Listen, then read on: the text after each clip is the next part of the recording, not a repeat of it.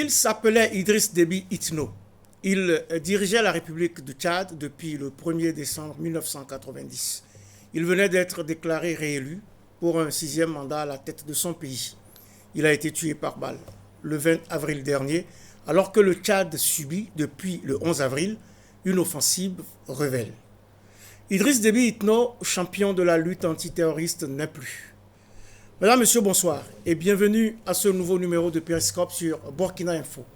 Quel avenir pour le Tchad et quelle perspective pour la lutte antiterroriste au Sahel au lendemain de la disparition de Idriss Déby Itno? C'est le sujet principal de votre émission Périscope de ce jour qui reçoit pour vous Justine Kielem Koulidiati, membre de la plateforme des femmes du G5 Sahel et de l'ONG Leader for Peace, mais aussi fondatrice du groupe d'action pour la promotion, l'éducation et la formation de la femme et de la jeune fille GAPEF. Bonsoir et merci d'avoir accepté notre invitation. Bonsoir Serge, merci. Je signale au passage, Justine Kielem, que vous avez fait acte de candidature pour la présidence du FASO en novembre dernier, mais votre dossier a été rejeté par la Commission électorale nationale indépendante. En deux mots, très rapidement, serez-vous à nouveau sur la piste pour la prochaine élection présidentielle en 2025?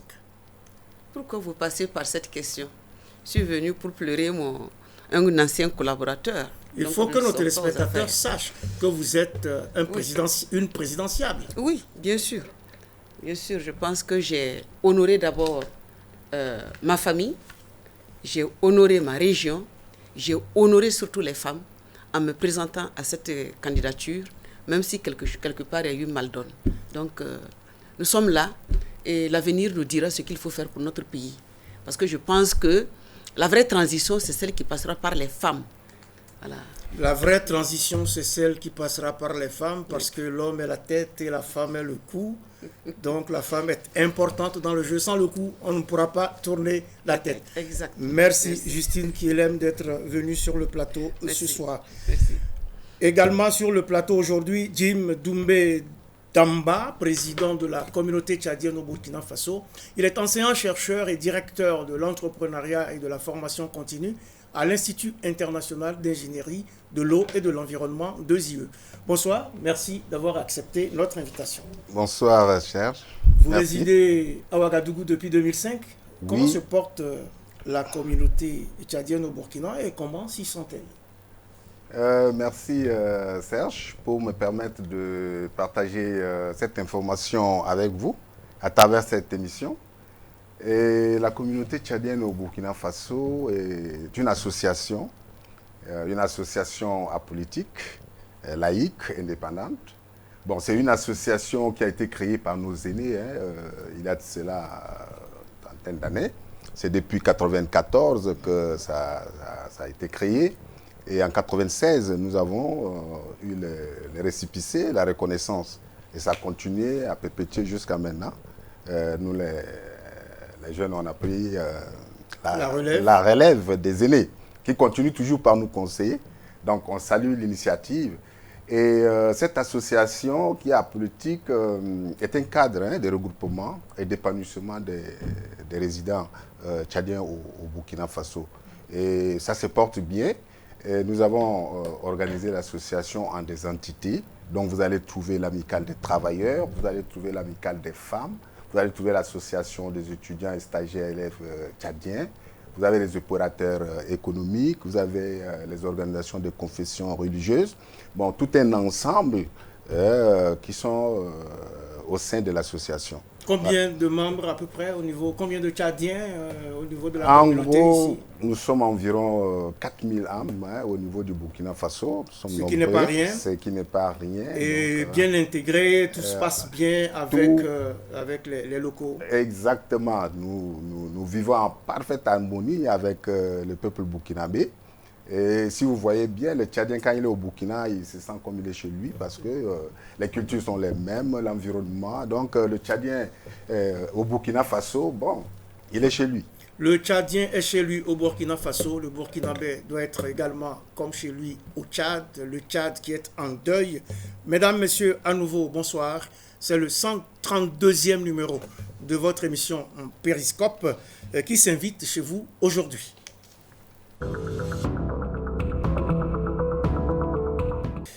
Quel avenir pour le Tchad et quelles perspectives pour la lutte antiterroriste au Sahel au lendemain de la disparition de Idriss Déby Itno Je posais la question donc en début de cette émission. Arrivé au pouvoir, les armes à la main, le 1er décembre 1990, Idriss Déby Itno s'est donc éteint le 20 février dernier en combattant les rebelles du Front pour l'alternance et la concorde au Tchad, qui a lancé une offensive contre le pays depuis le 11 avril 2021. Tout d'abord, comment avez-vous accueilli cette nouvelle, Justine Kielem, vous qui êtes une grande amie du Tchad? Je suis une grande amie du Tchad et les Koumachi viennent du Tchad. Donc je suis une Tchadienne et j'avais l'habitude d'ailleurs dans les réunions politiques que nous avions là-bas au niveau de la plateforme de dire que moi je suis chez moi. Et je me suis toujours sentie chez moi. Cette nouvelle a été terrible. Terrible par sa disparition brusque et par la manière dont il a disparu. C'était à la limite difficilement supportable. Voilà ce que je peux vous dire. Difficilement supportable. Et comment avez-vous accueilli cette nouvelle de la disparition de Idriss Déby Itno? Vraiment, Serge, la communauté tchadienne au Burkina Faso a pris cette nouvelle vraiment avec une grande tristesse. Et nous sommes éplorés par vraiment cette disparition subite de notre président Idriss Déby. Et là, à l'heure où nous parlons, le peuple tchadien est toujours endeuillé. Mais en tant que, c'est vrai, en tant qu'humain, nous avons reçu le choc. Moi, j'ai reçu un choc. Quand j'étais au travail, quand moi, c'était difficile de continuer. Mais en tant que chrétien, je me suis dit, bon, notre président Idriss Déby a fini sa mission sur la terre. Et c'est pourquoi Dieu l'a appelé. Donc, en tant que chrétien, j'analyse cette disparition positivement. Voilà, vraiment, jusqu'à maintenant, nous sentons la douleur. Mais qu'il me soit permis, ici, à travers votre micro, vraiment de saluer la mémoire de notre président, qui est un homme courageux, brave, et qui a su maintenir la stabilité et la paix au Tchad pendant longtemps. Et vraiment, nous lui reconnaissons cela. Et je tenais également à remercier tous les amis du Tchad qui ne cessent vraiment de compatir avec nous durant cette dure épreuve. Et même les autorités burkinabées, notre pays hôte, beaucoup de Burkinabés, beaucoup de Maliens qui s'y trouvent m'appellent pour compatir avec nous. Donc je tiens à travers votre micro de remercier tous les amis, tout le monde qui compatit actuellement avec nous durant cette dure épreuve. La douleur reste vive. Il a donc terminé sa mission sur terre avec l'aide des services de renseignement français et le soutien de la Libye et du Soudan. Les forces de Idriss Déby s'emparent de N'Djamena le 1er décembre 1990 et chassent Hissène Habré du pouvoir. Pourtant, 8 années plus tôt, c'est aux côtés de Déby qu'Hissène Habré, en rébellion contre Goukouni Ouédéï, entre le 7 juin 1982 dans la capitale tchadienne, pour ensuite s'installer au pouvoir. Les deux hommes collaborent avant que leur relation ne se détériore. Idriss Déby prend donc le pouvoir de la même façon qu'il avait aidé Hissène Habré à s'en emparer. Il s'est porté à la présidence du Conseil d'État dès le 4 décembre, avant d'être désigné président de la République. Il promet la tenue d'une conférence nationale, qui s'est d'ailleurs tenue. Il pose les bases d'une réforme institutionnelle et travaille à l'ouverture démocratique du pays. Promu général de corps d'armée en 1995 et après son élection en 1996 pour un premier quinquennat à la tête du pays, il enchaîne les mandats présidentiels, fait modifier la Constitution et s'éternise au pouvoir jusqu'à l'élection du 11 avril dernier, à l'issue de laquelle il est déclaré vainqueur dès le premier tour avec 79,32% des suffrages exprimé. Un 6e mandat qui n'aura pas le temps de valider à travers une investiture. Alors, très rapidement, là aussi, que retenez-vous, Justine Kelem, du président Idriss Déby Itno?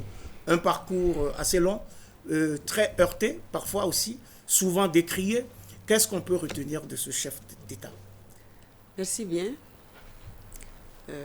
Je joins ma voix à mon frère pour vraiment présenter au peuple du G5 Sahel toute notre compassion et particulièrement à sa famille pour cette disparition tragique.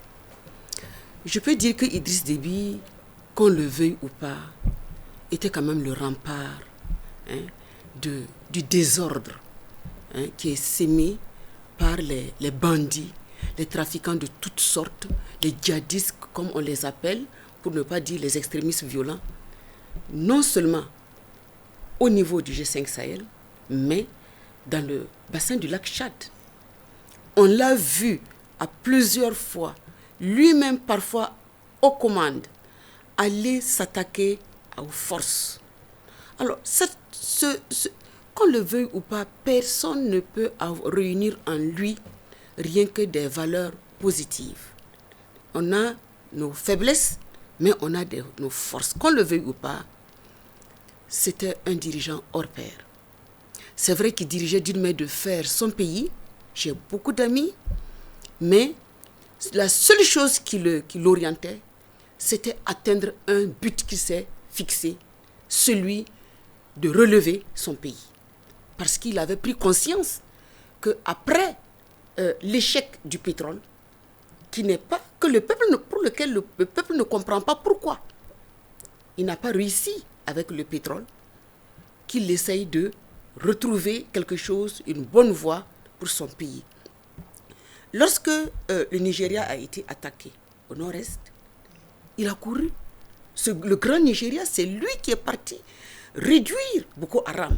Et sans doute que s'il n'y avait pas d'intervention en sous-bassement, il pouvait avoir des résultats peut-être meilleurs. Deuxièmement, on l'a vu aux côtés du Cameroun.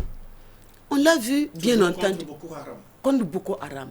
Et si nous prenons le G5 Sahel, qui est au Mali en grande masse?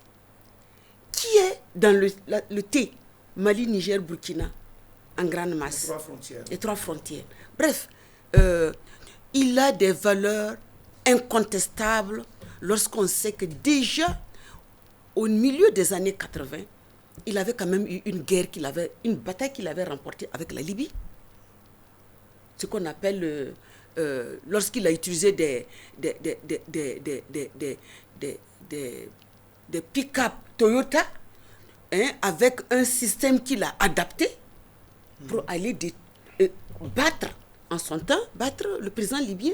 C'est de l'extraordinaire. Il y avait une guerre contre la Libye, en effet, qu'il a su mener et remporter. Acceptons que l'homme est exceptionnel, et pas parce qu'il est exceptionnel, parce qu'il sait faire la guerre. Mais combien de pays ont des armements et ne les utilisent pas pour sauver les autres quand ils sont en détresse? Moi, ce côté panafricaniste de Idriss ne peut rien me faire regarder le côté négatif. Parce que si tous les pays... Vous retenez le côté panafricaniste, engagé... avec une conviction terrible et une détermination hors pair pour débarrasser l'Afrique de toutes ses difficultés et le mettre résolument vers vraiment un devenir radieux. C'était ça. Un devenir radieux. Qu'est-ce que vous retenez de votre président, le président Idriss Déby Itno, qui a passé donc 30 années au pouvoir? Bien, je pense que un collègue a déjà beaucoup avancé sur ces aspects positifs. Ce qu'on retient d'Idriss, comme elle l'a dit, vraiment c'est un président qui est engagé pour le devenir d'abord de son pays quand il avait pris le pouvoir, c'est-à-dire avec des bonnes ambitions pour mener à bien sa nation. Également sur le plan africain, vraiment Idriss Déby s'est engagé aux côtés de ses frères africains qui connaissent des pays qui ont connu des difficultés. Et là, on reconnaît en lui vraiment cet engagement et cette solidarité africaine avec ses frères. Également, au niveau également de la jeunesse, on peut retenir que Déby, même lors de ses passages au niveau du Burkina, n'hésite pas à rencontrer la communauté tchadienne, à rencontrer également la jeunesse tchadienne, à leur parler. Moi, je l'ai rencontré également au Bénin en son temps. Il n'a pas hésité à rencontrer les Tchadiens au niveau du Bénin quand on était étudiant. Il y a également beaucoup de Tchadiens voilà, au Bénin, etc. Pays, oui. Voilà, donc, en tout cas, il faut reconnaître, comme disait ma collègue, il faut reconnaître quand même que quand le lièvre court, il faut reconnaître. On ne peut pas empêcher que... Il faut reconnaître quand le lièvre... accepter de dire que le lièvre court vite. Mais il faut reconnaître aussi qu'il a de grandes oreilles. Alors, quel est le revers de la médaille, selon vous, Damba? Bon, le revers de la médaille, c'est vrai que je suis beaucoup à l'extérieur, pas à l'intérieur de temps en temps pour comprendre, mais il faut reconnaître que le pouvoir s'use. D'accord? Même si vous avez des bonnes ambitions au départ, à un certain moment, des pratiques de pouvoir, ça use. Et ça peut amener quelquefois des dérives. Voilà, donc peut-être c'est à ce niveau. Donc il y a eu des dérives. Donc c'est à ce niveau. Il y a eu des dérives. Je peux essayer de parler. Les dérives, quand je dis les dérives, par rapport à la population, bon, peut-être que la jeunesse attend beaucoup de lui, peut-être que sa population attend beaucoup de lui, et que, bon, la population n'est pas satisfaite, la jeunesse n'est pas satisfaite, et c'est dans ce contexte-là que je dis, bon, peut-être qu'il n'a pas atteint ses objectifs, mais l'État, la nation, c'est une continuité. C'est une continuité, Justine Kellem. Il y a eu quand même des dérives, notamment au plan politique. On lui reprochait sa gestion clanique du pouvoir. On lui reprochait aussi le musulman constant de l'opposition. Oui, on lui reprochait en plus la limitation des droits. Oui. Mais qu'est-ce qu'il faut à nos peuples africains aujourd'hui si ce n'est pas des généraux pour les remettre sur les rails? Pour les remettre sur les rails, un couple réglé d'une dictature torride. Pas de cette façon. Donc c'est pour dire que c'est peut-être la manière. Voilà. Donc, effectivement, le problème est complexe. Le peuple attend. Lorsque nos frères et sœurs ont perdu leur salaire récemment, puis la moitié, nous avons contribué à quelque chose. Et la difficulté, c'est de faire comprendre, c'est vrai, on dilapide, c'est sûr on voit bien que les parents, les beaux-parents, ça n'a qu'à part d'une bonne partie. Mais en réalité, la communauté internationale a contribué à le mettre en bas. Lorsqu'il a eu son pétrole, qu'est-ce qu'il a fait? Je suis du système éducatif. Il y a un moment donné, l'exemple se prenait au niveau du Tchad. L'école n'existait pas.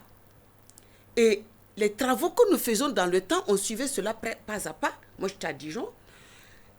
L'école se faisait dans les concessions. C'est-à-dire un ensemble de concessions s'arrangeait pour que leurs enfants suivent dans les concessions. Pour ne pas être vraiment à plat. Quand la guerre a pris fin, quelles ont été ses premières priorités? L'éducation, la santé. Donc le capital humain. Ensuite, au moment où il était en train d'investir justement pour son peuple, et à un moment donné, il était un peu en avance, même pour le Burkina Faso. Moi, j'ai suivi ça de près. Du point de vue de l'éducation et de la santé? En matière de santé. En matière d'éducation, vous fouillez même au niveau de l'UNESCO, vous allez voir que dès qu'il a pu s'en sortir, ça montait d'un coup, à cause des écoles et autres qu'il a construit.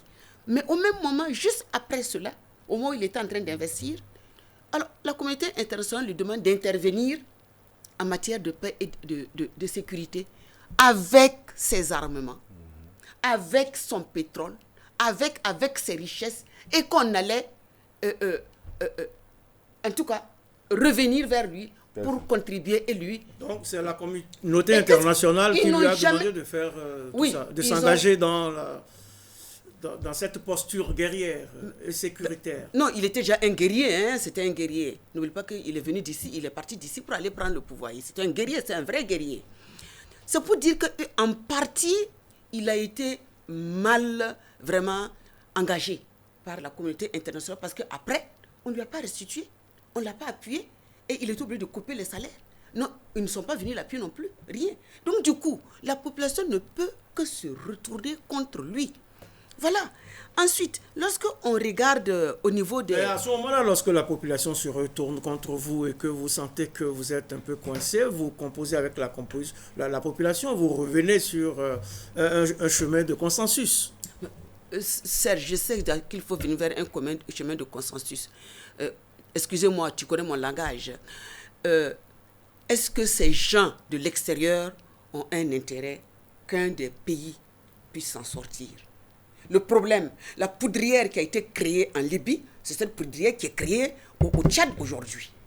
Et nous allons tous poudrière qui continue. Et un de ces problèmes, si les gens l'ont surtout décrié, pas parce qu'ils n'ont pas supporté le fait qu'on a coupé les salaires, les Tchadiens sont très forts, hein. Ils ont supporté. Mais son problème, ils ont décrié son alliance avec l'impérialiste. Ils n'ont jamais accepté ça. Même jusqu'à présent, ils décrivent cela. Parce qu'ils se disent, ayant cet homme, s'il est débarrassé de l'impérialiste, nous aurons sans doute la chance de le récupérer pour nous.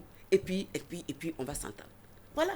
Donc, c'est la communauté internationale qui a contribué à faire de Idriss Déby ce dictateur que l'on... Ou bien cet homme que l'on qualifie de dictateur. En tout cas, qu'il soit vraiment à bout au plan économique et qu'il soit obligé d'adopter certains comportements qui ne facilitent pas la vie des Tchadiens et qui, en retour, revient contre lui. C'est ce que je veux dire. Monsieur Damba, est-ce que les Tchadiens voient Idriss Déby comme un sauveur ou plutôt comme un dictateur, comme on le décrit le plus souvent?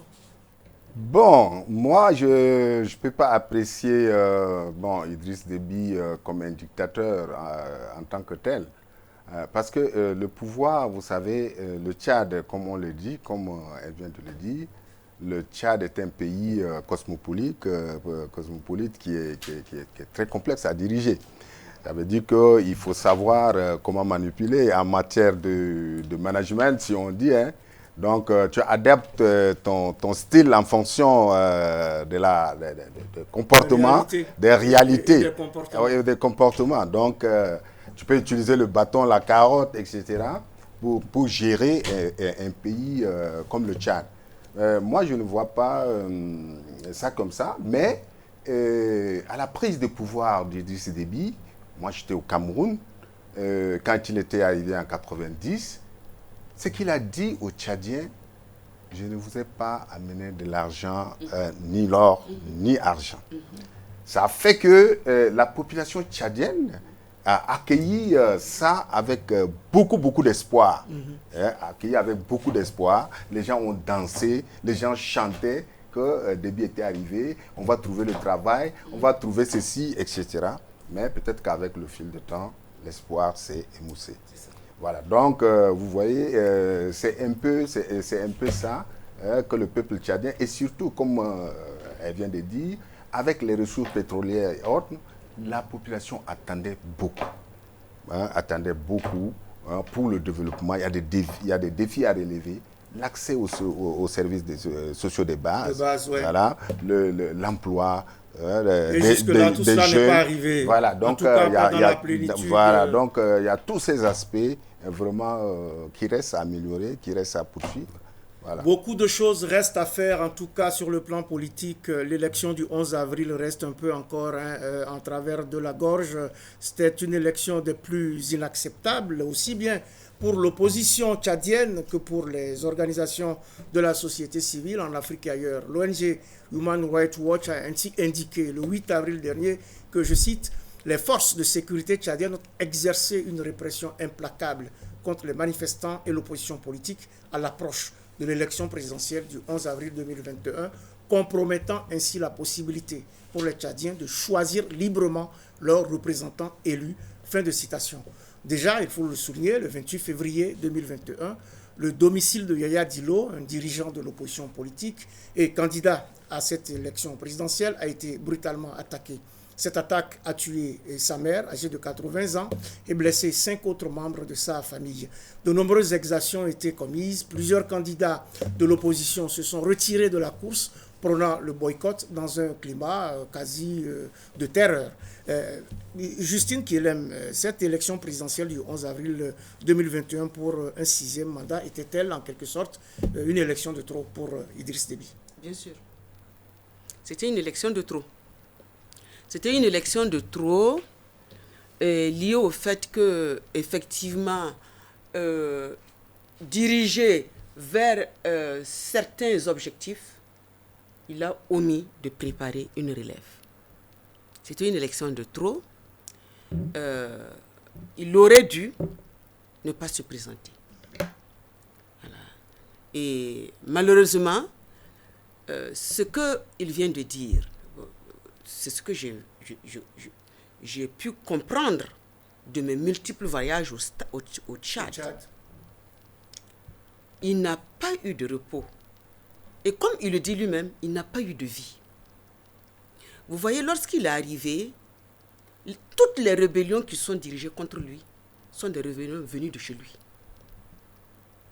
Quand vous dites venir de chez lui, vous voulez dire de sa région du Nord? De sa région. À l'intérieur du pays, lorsque nous sommes avec nos amis, le pouvoir, il ne dirige qu'avec ses parents. Et c'est vrai, il ne fait qu'avec ses parents. Je sais que j'ai eu à conseiller certains de ses parents de ne pas prendre certains postes. Il ne comprendra pas, mais ça va lui faciliter les choses. Donc, malgré tout ce qu'il faisait pour le Nord, tous les problèmes venaient du Nord. Qu'est-ce que l'Africain veut? Tous les problèmes venaient donc de ses proches. Mais pourtant, il a bien privilégié ses proches. Il a privilégié, et je ne sais pas ce qu'il dira, il a privilégié. Si vous regardez même dans l'armée, elle est surabondée par les gens de chez lui. Vous regardez autour de lui, vous allez trouver une bonne partie qui vient du Nord, ou bien de la belle famille, ou bien. Vraiment, il avait un œil particulier pour eux. Et ça, en voulant résoudre le problème de gens qui ne comprennent rien, il a perdu au pouvoir en se disant, je vais mettre l'ordre avant de partir, je vais mettre l'ordre avant. Mais tu ne peux pas mettre l'ordre pour des gens qui ne veulent pas de l'ordre.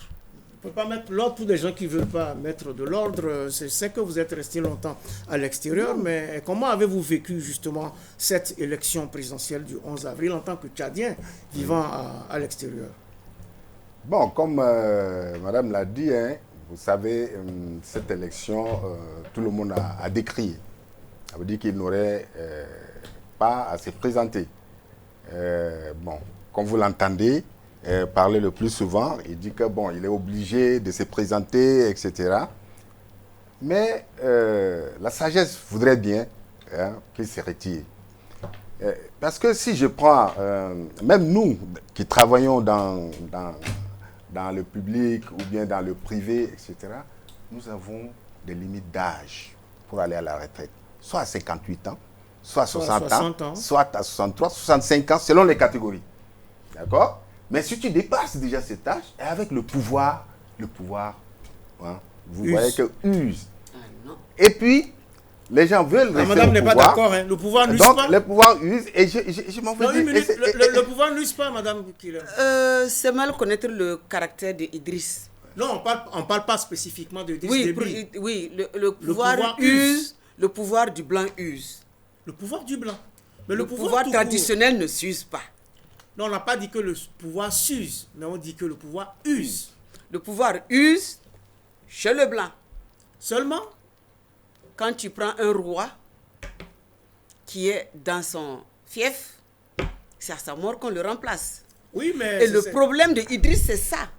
Mais il n'était pas roi du Tchad. Il n'était pas roi du Tchad, mais c'est l'esprit de l'Africain qui se voit chef de famille, chef de canton, et qui se voit responsable de la survie de sa population et qui malheureusement chavire le plus souvent dans un contexte qui n'est plus le même, qui n'est plus un contexte totalement africain. Oui, mais vous-même, vous l'avez dit donc, tout à l'heure que Idriss Déby, bon, même s'il a l'esprit d'être roi et autres, tout ça, mais vous avez bien dit qu'il s'est beaucoup engagé.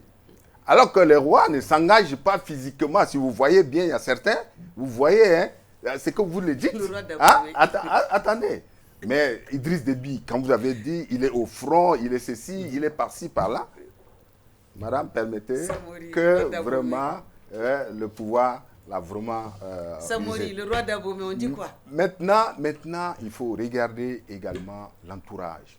C'est propre à beaucoup de chefs d'État africains. L'entourage a beaucoup joué également par rapport à la vision ou bien à la bonne volonté de l'homme. Hein, vous voyez, peut-être il est venu avec... Tout à l'heure, vous avez dit que les rébellions et autres sont venus de chez lui. Ça veut dire qu'en quelque sorte, il est pris en otage. Hein, il est pris en otage par son clan, etc., etc. Donc, il y a des circonstances qui, quelquefois, l'obligent à rester au pouvoir. Voilà. Des circonstances qui l'obligent à rester au pouvoir. En tout cas, en effet, sur le plan sécuritaire, Idriss Déby a dû faire face à beaucoup d'adversités. Les rébellions se sont multipliées contre son pouvoir, certaines plus sérieuses que d'autres. Et cette dernière rébellion, donc menée par le Front pour l'alternance et la concorde au Tchad, lui aura été fatale. Comment appréciez-vous la mise en place du Conseil militaire de transition dirigé par son fils Mahamad Idriss Déby pour conduire les affaires du pays? Oui, M. Damba. Bon, constitutionnellement, vous savez que c'est pas juste, c'est pas légal, parce que la Constitution, dans les dispositions qui sont dans la Constitution, la succession, en cas de vacances de porte et autres, revenait au président du Sénat ou de l'Assemblée nationale. Les circonstances de la mort d'Idriss Déby ne sont pas clarifiées. Ça fait que, bon, c'est vrai, nous autres, nous sommes à l'extérieur, mais on ne sait pas quel est le contexte actuel. Donc, le Conseil militaire de transition, moi, je n'ai pas d'appréciation ou de jugement de valeur par rapport à ce Conseil militaire de transition. Par rapport à leur ambition, je n'ai pas de jugement de valeur. Est-ce que c'est un problème si c'est son fils, comme c'est le cas, donc maintenant, qui dirige ce Conseil militaire de transition? Bon, dans beaucoup de cas, vous voyez que ça peut causer des problèmes. Ça peut causer des problèmes. Parce que tout de suite, qu'est-ce que les gens disent? C'est pas la dynastie, c'est pas la royauté, pour que... C'est pas la monarchie. C'est pas la monarchie, bon, etc., etc. Vous voyez que dans beaucoup de pays, c'est pas seulement le Tchad. Nous avons vu au Gabon, nous avons vu au Togo, nous avons... Bon, vous voyez, avec Kabila. Donc, ce ressentiment-là est là. Donc, les gens se disent, bon, c'est vrai que son fils prend, on donne 18 mois, mais c'est pas certain. Les gens commencent à dire non. Ça va être la même chose, ça va se perpétuer, etc., etc. Donc, il y a un peu de doute encore par rapport au comité militaire, au Conseil militaire de transition. D'autant que le fils prend donc les rênes du pouvoir pratiquement au même âge que son père, il y a 30 ans, 31 ans. Quelle appréciation faites-vous de la mise en place de ce Conseil militaire de transition dirigé par Idriss Déby, fils Juliette Justine Kilem, pardon. Je suis très embêtée que ce soit son fils qui soit mis comme président de la transition. Je suis vraiment embêtée parce que même stratégiquement, c'est quand même assez criard, c'est vilain. Ce n'est pas protéger ses parents qui étaient autour, sa famille qui était autour. Surtout quand on sait qu'à l'intérieur, il y avait vraiment une très grande tension. Voilà. Je suis très embêtée que ce soit son frère. Mais, je suis aussi embêtée que ce soit un nombre très important de gens de sa famille qui soient dans le comité de transition. Tout à fait. Parce que c'est embêtant. Les gens vont dire, voilà, ils veulent conserver le pouvoir. Ces mêmes personnes qui n'ont pas pu l'accompagner, qui ont continué à envoyer des rébellions sur lui. Cependant, qu'il y ait cette transition militaire, peut-être que c'est nécessaire. Pourquoi? Lorsque vous regardez, le FACT ne peut pas venir prendre le pouvoir au nom de quoi? C'est une opposition, c'est une branche qui ne veut pas et qui était contre lui. Il peut rentrer. Oui, mais c'est de la même façon que Idriss Déby lui-même a pris le pouvoir en guerroyant, en menant une rébellion. Il y a 32 ans, il a fait. Aujourd'hui, les choses ont changé. Ce n'est plus la même chose. Il ne faut plus s'attendre à pouvoir faire la même chose que son père. Donc, il est en face des FACT, il est en face du CMT, il est en face d'une coalition de gens qui sont mis pour dire tout sauf eux. cette famille-là. Bon, moi je pense que ça va finir comme au Burkina Faso, s'ils sont intelligents. C'est mieux que le fils s'éclipse, mais qu'il ne fasse pas du sida, qu'il ne soit même pas dans l'équipe, et qu'il puisse mettre des hommes de confiance, qui puissent aller travailler, mais vraiment une transition militaire avec un gouvernement mixte. Vous préférez une transition militaire là où la classe politique préfère une transition civile? Non. Une transition militaire pour un temps peut-être bref, peut-être 1 an, et maintenant qui va travailler à mettre avec un gouvernement mixte et qui va travailler à mettre les institutions, s'assurer que la loi suprême elle est bonne, où il faut la toiletter, et organiser des élections vraiment démocratiques et laisser les gens choisir la personne qu'ils veulent et vivre l'expérience qu'ils veulent vivre. Transition militaire ou transition civile? Moi, je pense que... il faut inviter tout le monde. Il faut inviter tout le monde autour de la table. Moi, je pense qu'il faut une transition... Compris. Oui, j'ai compris. Il faut une mixte, inclusif. Moi, je pense qu'il faut aller vers là. Parce que là, la population n'est pas prête même à accepter la rébellion, de prendre les pouvoirs par les armes, etc. La population est déjà fatiguée par rapport à cette manière de prise de pouvoir. La démocratie étant instaurée par lui-même, donc je ne vois pas pourquoi il faut encore instaurer un gouvernement par les armes, etc. Maintenant, je me dis que les Tchadiens doivent tirer les leçons par rapport à tout ce qui s'est passé, s'asseoir autour d'une même table, essayer de discuter ensemble et trouver la solution pour qu'il y ait une transition apaisée. Vraiment, c'est notre prière. Est-ce que vous sentez justement qu'on en prend le chemin? Est-ce qu'aujourd'hui, les Tchadiens ont cette envie de se donner la main pour arriver à ce que vous décrivez? Moi, je suis convaincu et j'ai l'espoir. Parce que depuis la disparition du président, c'est vrai que les gens s'attendaient déjà au lendemain à des casses, ou bien à des affrontements, à des luttes de pouvoir. Mais jusqu'à là, j'ai espoir. Si la situation est calme, j'ai espoir que les gens vont se parler. Je vois que la société civile est en train de se mobiliser, les partis politiques sont en train de se réunir, se mobiliser. Je pense que les militaires eux-mêmes, je pense qu'ils vont prendre attache, et je souhaite qu'ils vont prendre attache avec la société civile et les partis politiques pour mettre en place vraiment une transition apaisée. Mettre en place une transition apaisée, oui, 1 minute, vous l'avez très bien souligné, mais on pourrait dire que le Tchad, il est abonné aux rébellions. Hein. On se sert chaque fois de ces rébellions-là pour accéder au pouvoir. Est-ce que la situation militaire le permet? Est-ce qu'on sait ce qu'il y a de l'autre côté qui conduit ces gens-là à venir guerroyer? Qui est là-bas? Il y a un proverbe chez nous qui dit, en Libye ailleurs, un proverbe dit que c'est l'ombre obscure noire qui ne permet pas à l'enfant de voir que derrière cette ombre, il y a le feu. C'est ça.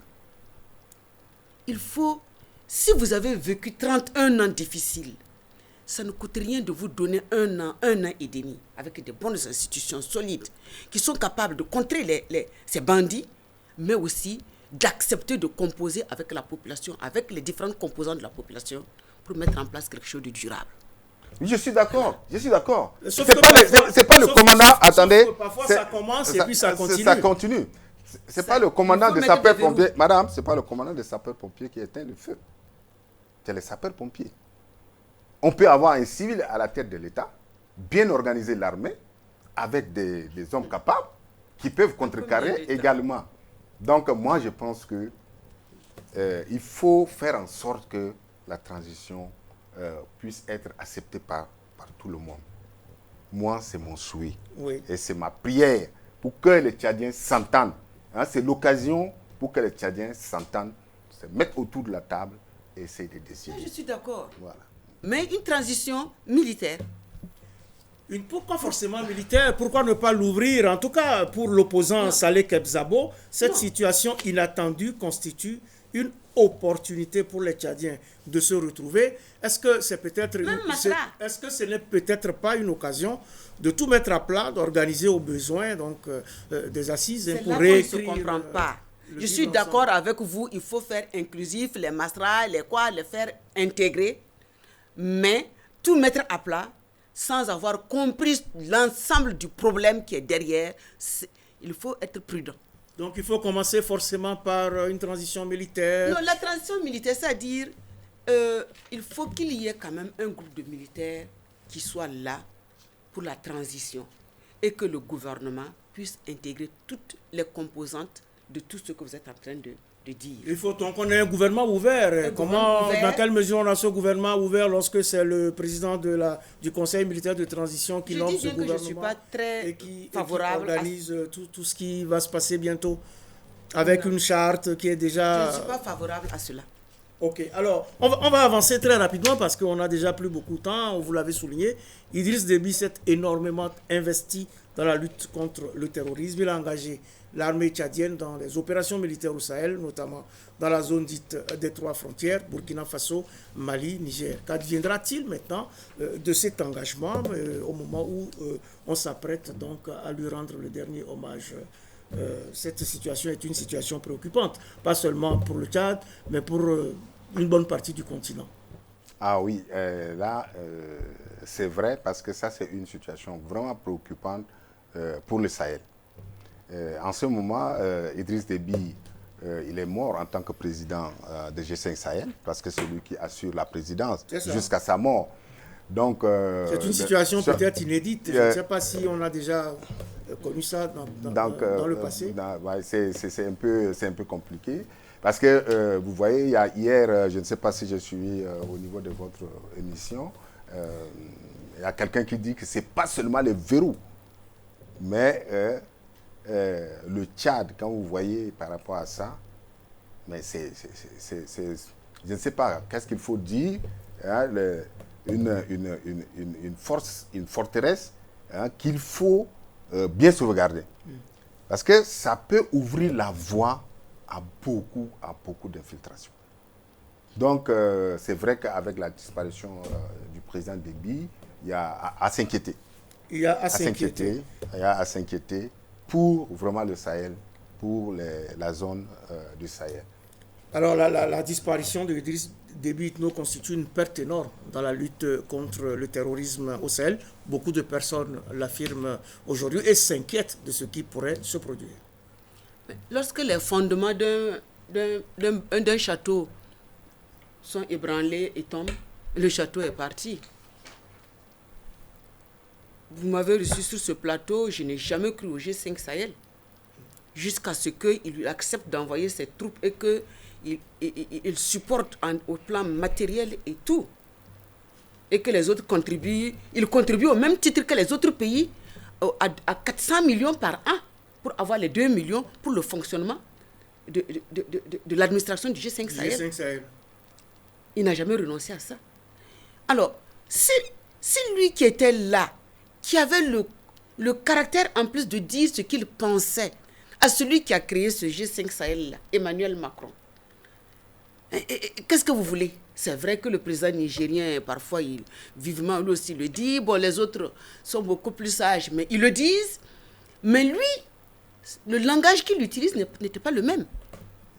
Donc, si celui qui prenait son courage à 2 mains pour dire, bon, voilà, vous avez semé la merde, vous avez fait ceci, nous ne sommes pas d'accord, par moment qu'il accepte de dire qu'il n'est pas d'accord. Bon, tout le monde connaît l'impérialiste. D'ailleurs, les gens disent que si ce n'est pas les Russes, c'est les Français qui l'ont tué. Vous voyez, c'est compliqué. C'est compliqué, mais alors, est-ce que cette question ne nous ramène pas justement à cette dimension toute simple de se dire que chacun doit reprendre en main la destinée de son pays d'une certaine façon et assurer la sécurité de ses populations? Vous ne croyez pas au G5 Sahel comme vous venez de l'indiquer, mais vous êtes membre de la plateforme des femmes du G5 Sahel. Alors finalement, que faut-il faire? Ce qu'il faut faire, c'est ce que j'ai toujours dit depuis 2016. Quand on est 2016-17, quand on a mis en place, le 2016, on a mis en place, en 19 décembre, on a mis en place le G5 Sahel. Nous, on a mis notre plateforme avant.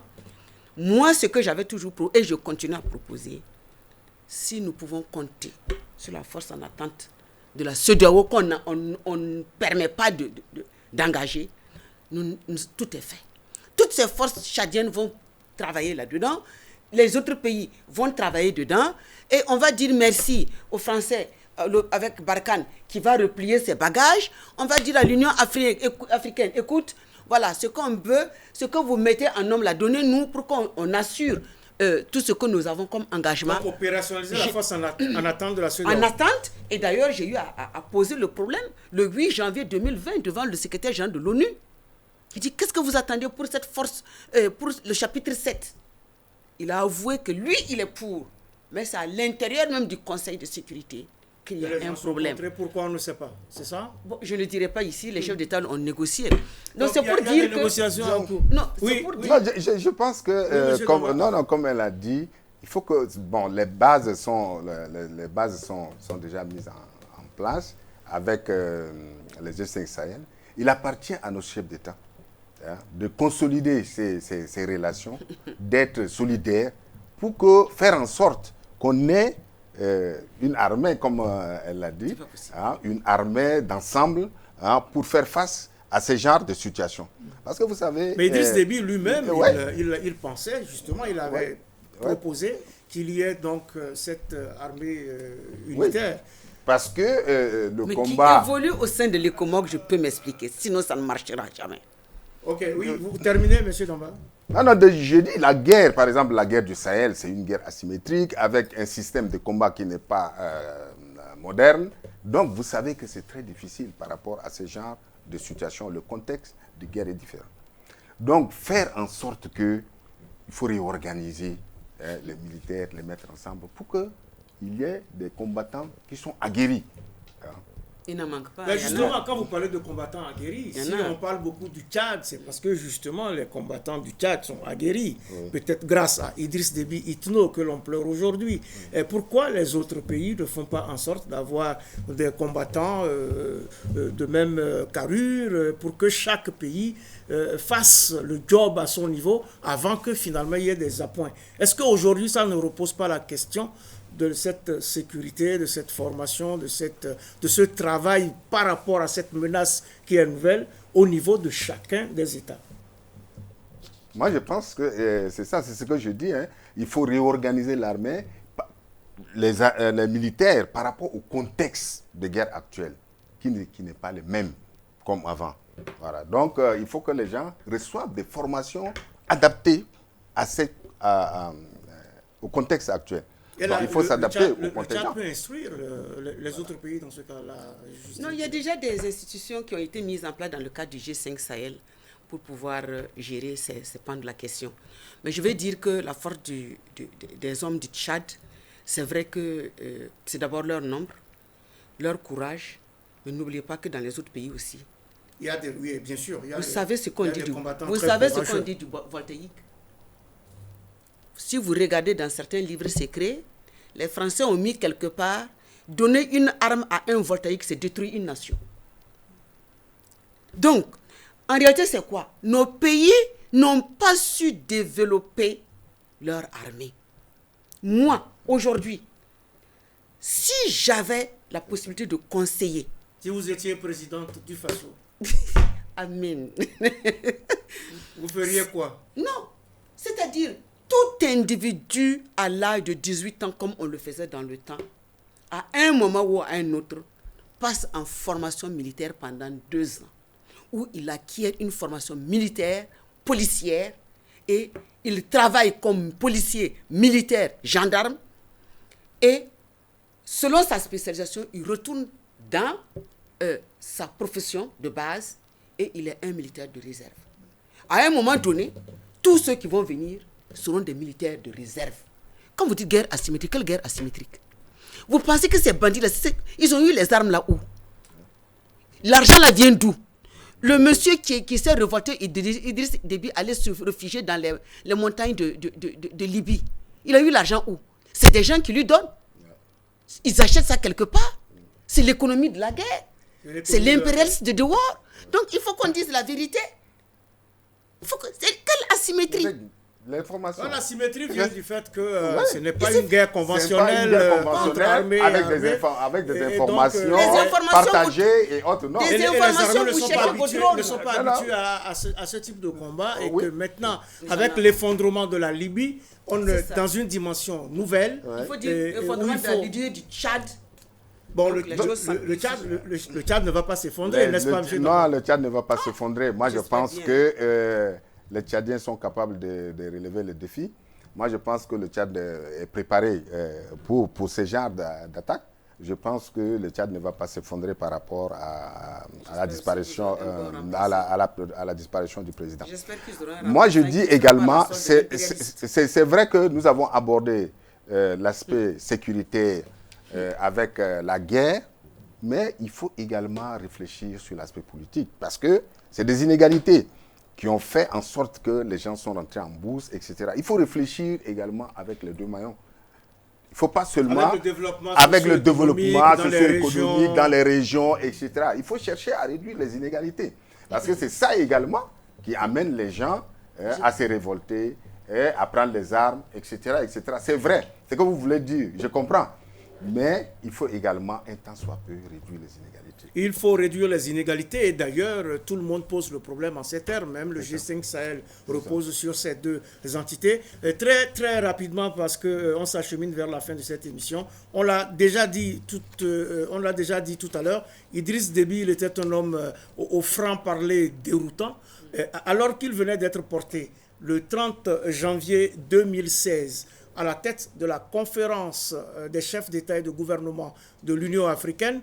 Il a eu ces mots pleins de bon sens pour critiquer l'immobilisme de l'institution panafricaine. Je cite, « Nous nous réunissons souvent, nous parlons toujours trop, nous écrivons beaucoup, mais nous n'agissons pas assez et parfois pas du tout.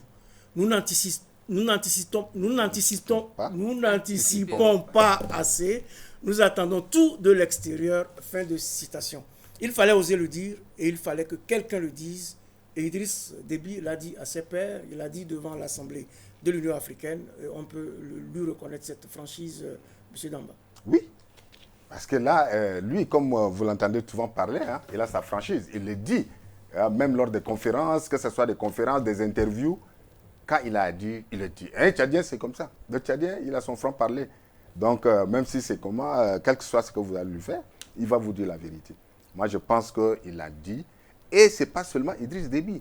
Même déjà, quand vous voyez au niveau de la population, etc., les gens commencent à dire que l'Union africaine, même les institutions, bon, c'est des chambres, des résonances. Que les gens parlent, mais il n'y a pas de concret. Même quand vous voyez la libre circulation des biens et des personnes, les gens ont mis en place ces textes. Ça fait combien de temps? Mais dans la pratique, qu'est-ce qui se passe? Donc, vous voyez qu'il y a tous ces aspects. Voilà, donc moi, je pense qu'il faut que nos chefs d'État, eux également, passent à l'action.